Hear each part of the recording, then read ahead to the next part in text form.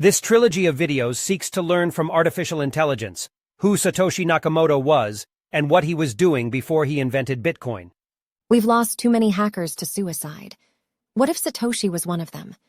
There's an obituary in one of the nodes on the Bitcoin network. Embedded in the data transactions, it's a memorial to Len Susaman, a man, in fact, immortalized in the blockchain itself. It is a fitting tribute for many reasons.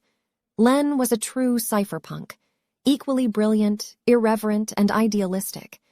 He dedicated his life to protecting personal freedoms through cryptography, working as a developer of PGP encryption and open-source privacy technology, as well as being an academic cryptographer researching P2P networks under the tutelage of blockchain inventor David Chaum. He was also a pillar of the hacker community, a friend and influencer to many important figures in the history of security and cryptocurrency. Let's talk about Satoshi's disappearance.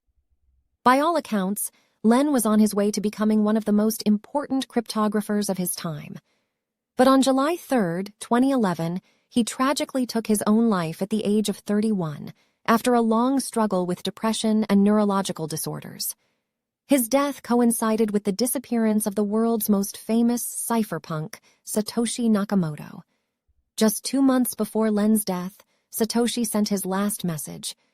"I've moved on to other things, and I probably won't show up in the future." After 169 code commits and 539 messages in 1 year, Satoshi disappeared without any explanation. He left behind a host of unfinished features, furious arguments about his vision for Bitcoin, and $64 billion in Bitcoin, which is still untouched.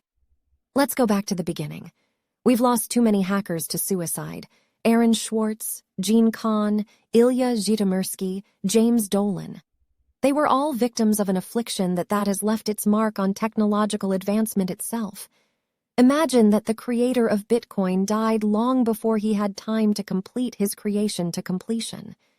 And what could he have given to the world if he had been treated with the care and honor he deserved?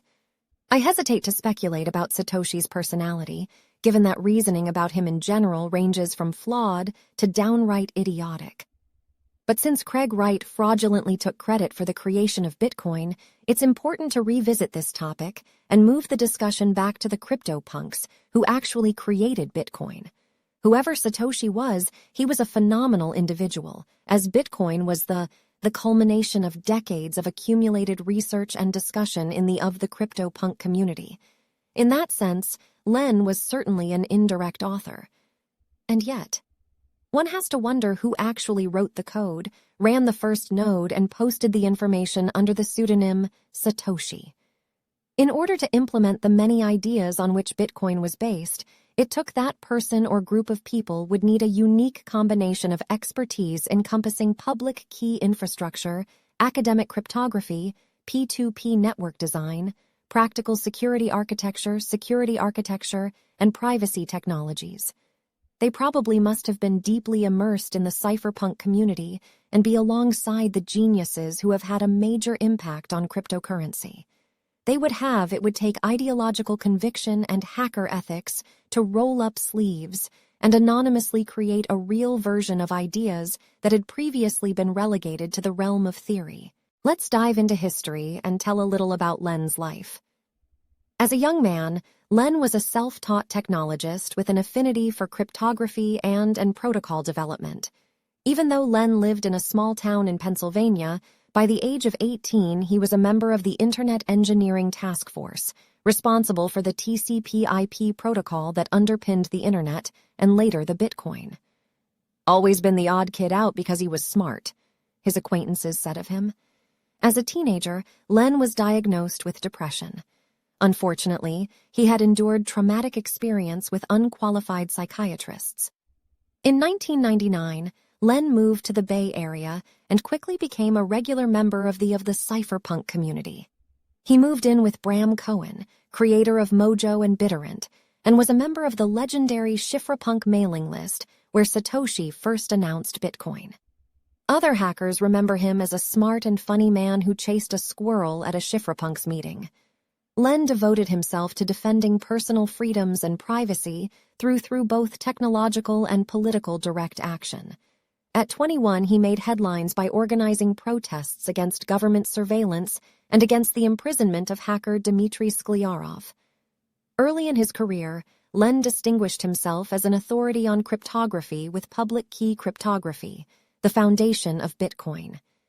By the age of 22, he was speaking at conferences, and he co-founded a cryptocurrency startup with renowned open-source activist Bruce Perens to develop public key cryptocurrencies. After the startup collapsed in the dot-com bubble, Len joined Network Associates to help develop PGP encryption, which became the backbone of Bitcoin. While working on the release of PGP-7 in 2001, Len organized the inter-network testing of OpenPGP, which put him in touch with many important cryptocurrency pioneers. Len also contributed to OpenPGP implementation of GNU Privacy Guard and, along with PGP inventor Phil Zimmermann, developed the new cryptographic protocol. Introducing Bitcoin, Satoshi said he hoped Bitcoin could become the same thing for money that PGP cryptography was for protecting files. Harold Thomas Finney. At Network Associates, Len worked on PGP with Thomas Finney. Finney was second PGP developer and helped create the RFC 4880 standard for interoperability OpenPGP. He was also the very first and most important contributor after Satoshi to the Bitcoin. Finney was the first person other than Satoshi to contribute to the code Bitcoin and launched the Bitcoin node. Finney was the first Bitcoin recipient, sent by Satoshi himself.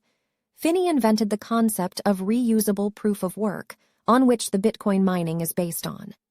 Satoshi had been actively corresponding with Finney even before Bitcoin was released. In one of his last messages, Satoshi publicly expressed his respect for Finney. Not surprisingly, Finney is one of the most popular candidates for Satoshi's seat, although this implies that Finney has faked his extensive interactions with Satoshi via email while simultaneously contributing to Bitcoin under both his real name and fake identity.